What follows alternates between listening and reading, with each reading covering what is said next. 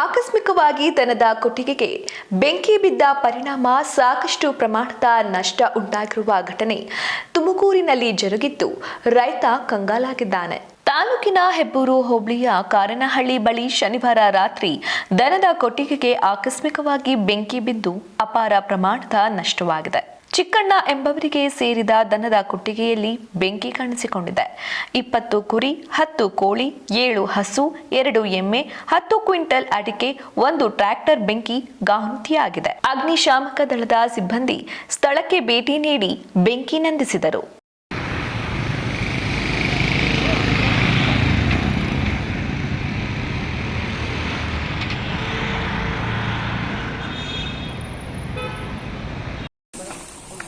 Video ಮಾಡ್ಕೊಂಡ್ರ ಯಾರನ್ನ ಉದ್ಯೋಗನ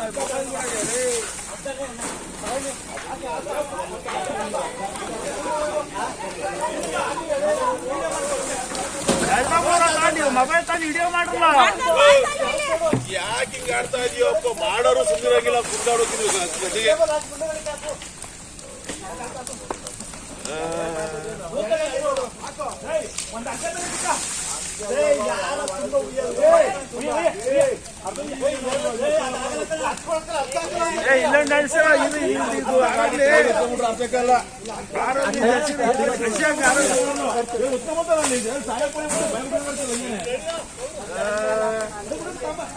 ಹೇಳಿಲ್ವಲ್ಲ, ಯಾರೋ ಒಬ್ರು ಮಾಡ್ಕೊತಾ ಇಲ್ವಾ?